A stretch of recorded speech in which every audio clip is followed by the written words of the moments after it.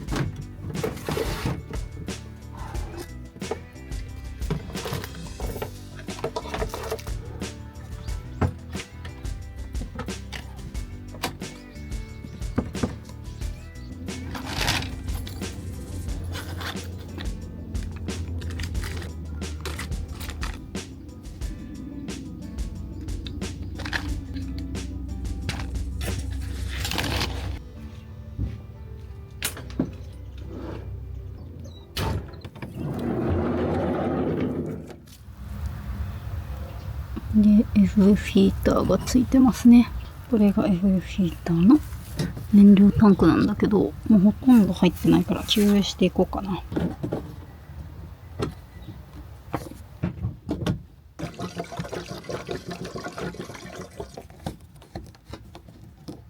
結構ね、燃料長持ちするんで、ちょっとだけで全然大丈夫だと思います。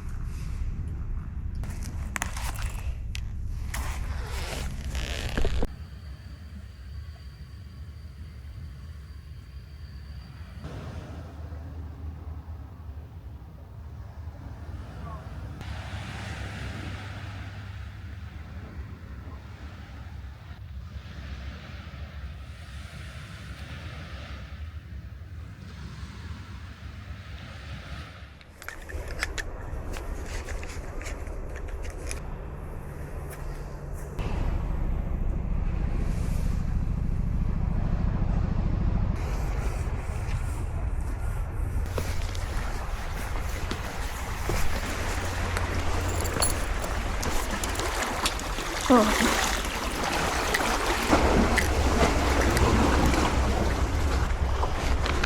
なんか魚いる。ん？こ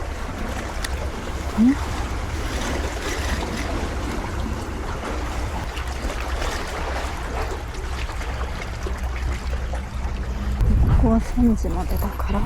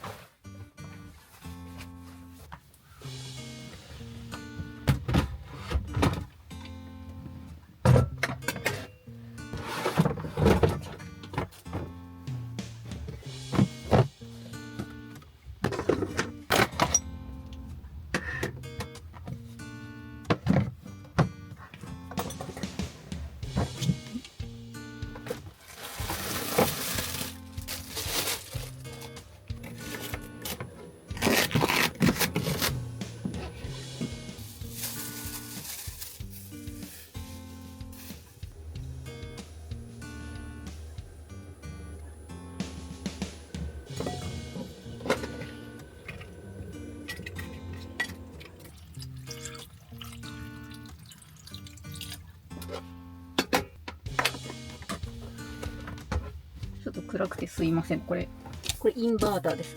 これもう外していいかな。よっと。うんうん。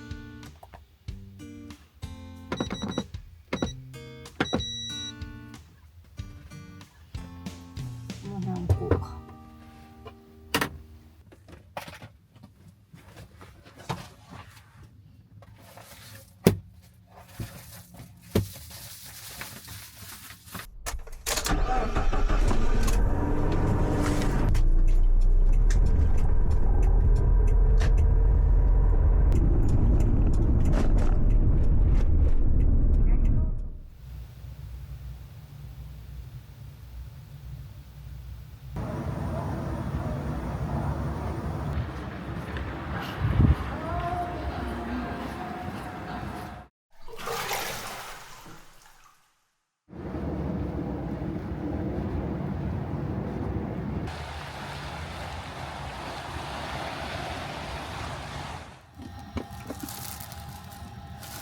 ちゃいい匂いする。おお、食べれるなこれ。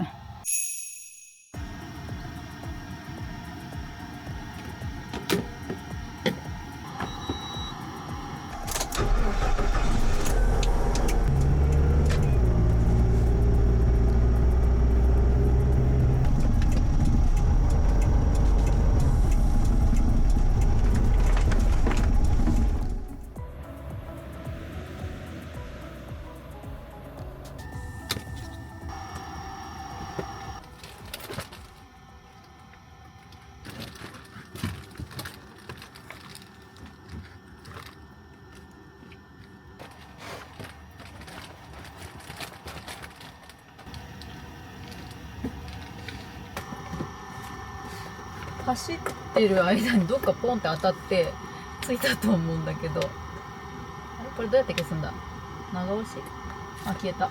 調理完了するまでちょっと時間あるから、軽く車内を紹介しようかな。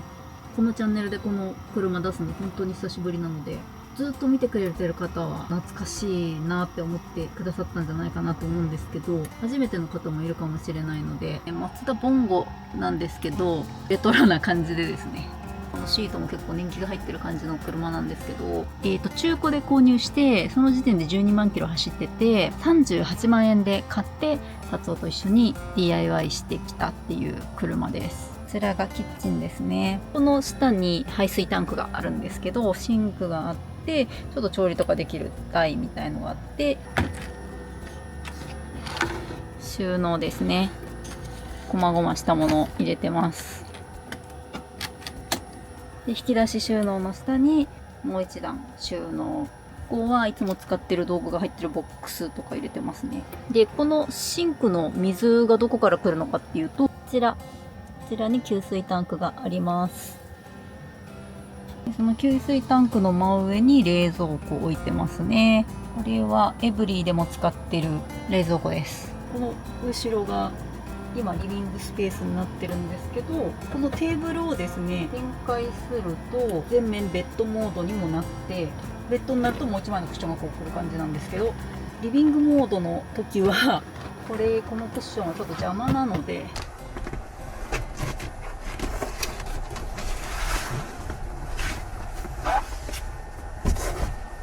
こんな感じでリビング状態の時は机があって、L 字のところにソファーみたいな座れるようになってる感じです。棚をつけてるんですけど、上段にはホタデンとかティッシュとかですね、電子機器類とか寝袋を置いたり、で下段の収納で、手前側にインバーターがあって、で奥に服とか寝具とか入れてます。このカーテンもともとついてなかったんですけど、カーテンなしの状態だとこの中丸見えになっちゃってて、ちょっと隠せていいかなと思ってつけました。で、棚のサイドにこう引っ掛けるところを作ってて、で、ゴミ袋とか帽子とかかけたりできるようになってます。ここスイッチ関係ですね。で、その下に走行充電器。で、この奥側にサブバッテリーが収まっています。今これがリビングモードですけど、ベッドモードにした状態は後で寝る前に見せます。言い忘れたんですけど、キッチンの上にですね、換気扇がついてます。寒くなってきた。FF ヒーターの電源をここに、全然見えない。ここにこうつけてて、これマジックテープで固定してるんですけど、最初特に固定とかしてなくて、で、毎回、あれどこ行ったって分かんなくなってたんで、後から固定しました。こんな感じでね。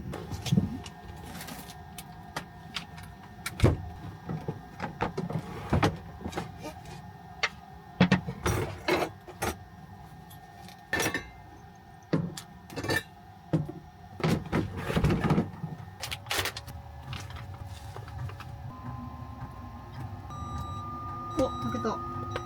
楽しみすぎる。あんなに汁たっぷりだったのに。これが二度炊きした。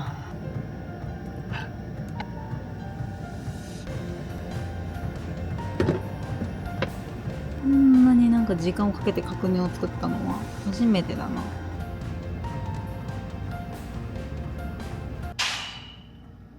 柔らか。すごいこれ。わかります？この繊維のホロホロ具合。パン粉もなく、もう箸で押したらこう崩れる。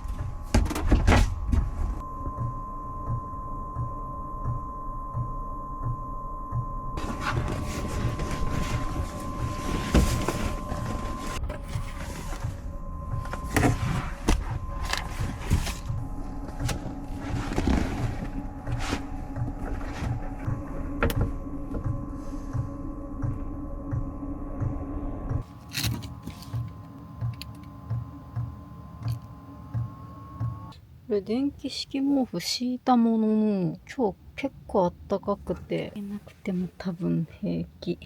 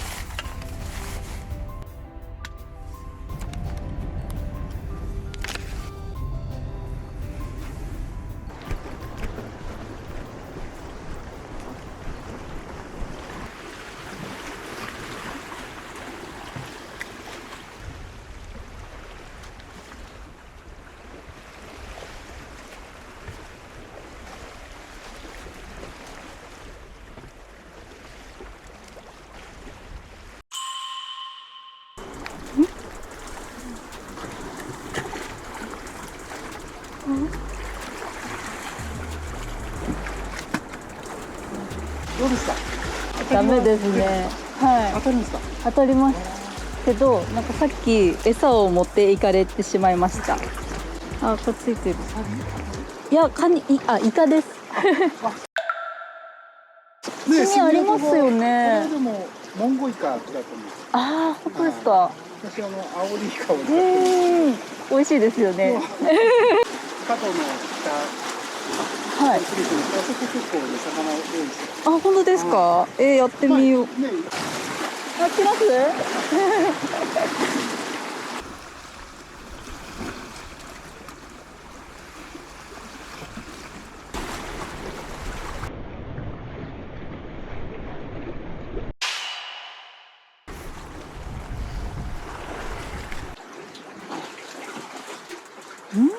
なんか来てる。なんかちょんちょん来てる。合わせられるかな。ダメだ。合わせられない。身がかりした。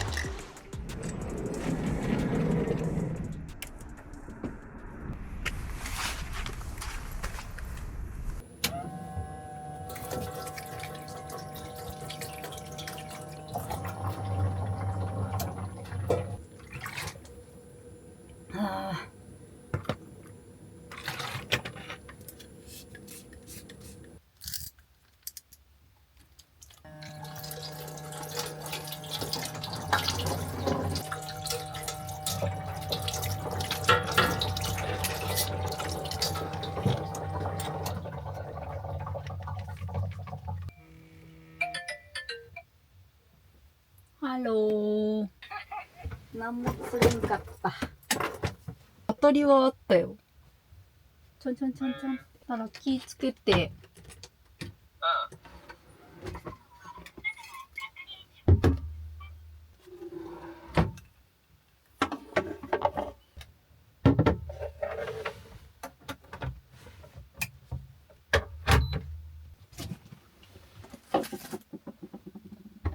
あ、うわ、忘れた。ココアの粉忘れた。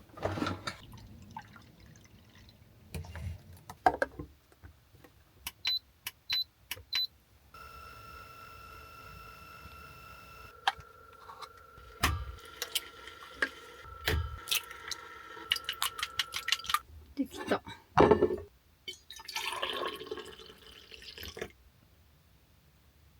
あ。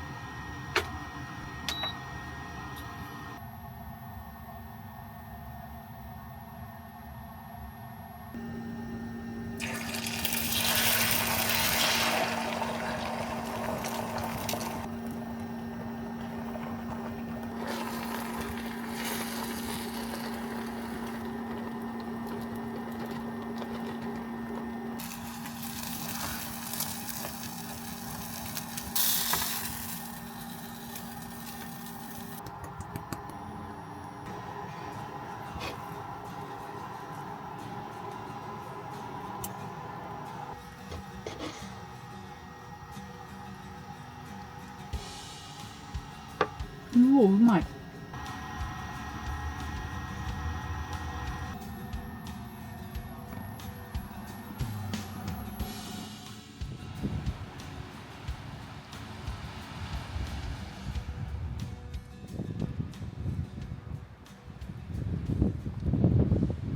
恒例のコメント紹介です。今回もですね、スーパーサンクスをいただきました。いつもありがとうございます。タカさん、トーストのかじる音。ちょっと今回の動画ではですね、使ってなかったんですけど、赤色のホットサンドメーカーですね。Amazon で買ったんですけど、3000円ぐらいだったのかな。あれ買った時はここまで使い倒すとは思ってなかったですね、正直。とりあえず買ってみようぐらいの感じで買ったんですけど、いや、すごい便利で、朝食といえばこれみたいな感じになってますね。ありがとうございます。いただいたスーパーサンクスはグルのおやつやご飯、あとおもちゃなどに大切に使わせていただきます。ありがとうございます。前回の動画にいただいたコメントですね、紹介します。 RS9825 さん、調味料とか私的に初があるのでこれまた楽しみ。和がらしマスタードも粒マスタードでは見たことなかったからツーンとするからし体験したいですね。見つけたら買わないと。最近我が子が帰省嫌がってたのに釣りをするために帰ってきて黙々と釣ってました。我が家は歩いて5分に海があるので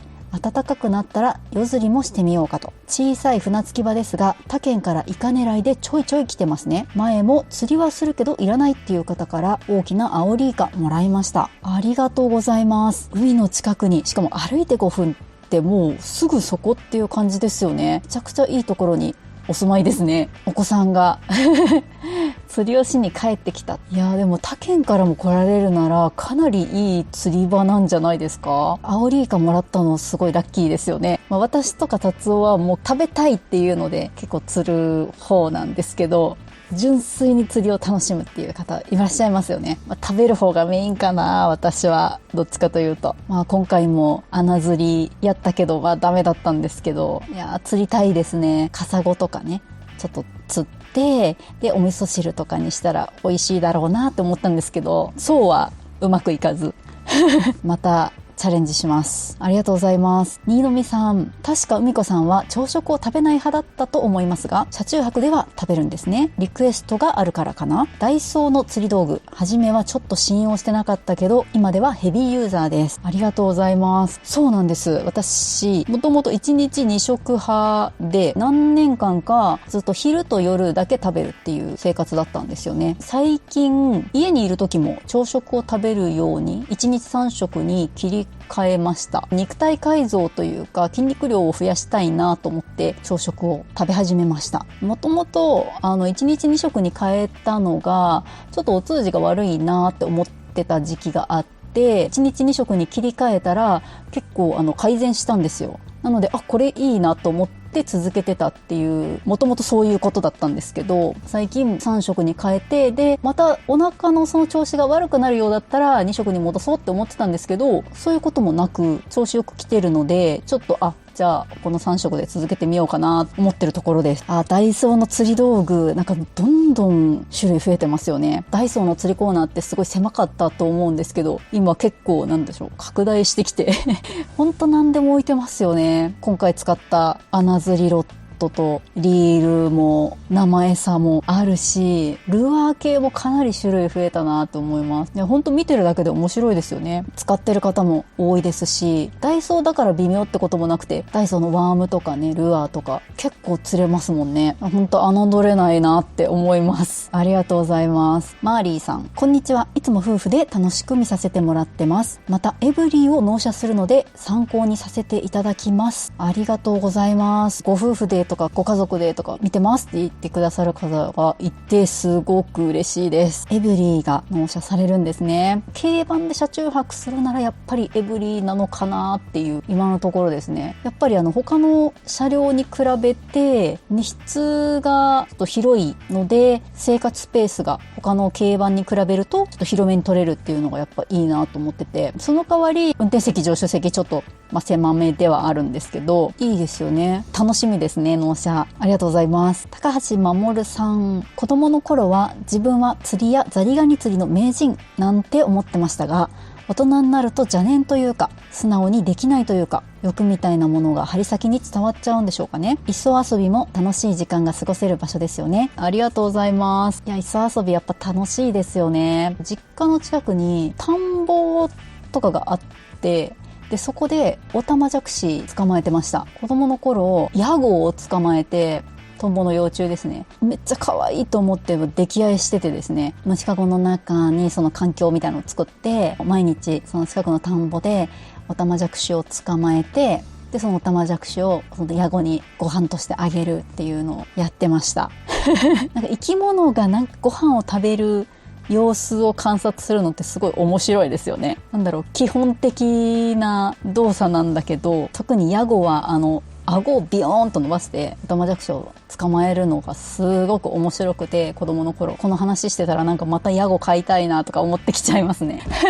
ありがとうございます。ポテトフライさん、風が吹くと寒いですよね。わかります。車の中はポカポカなのに、釣り場を探すのも大変ですよね。釣り金多くて面白い温泉楽しみにしてます。ありがとうございます。そうなんですよね。もうこれどんどん暖かくなってくるじゃないですか、これから。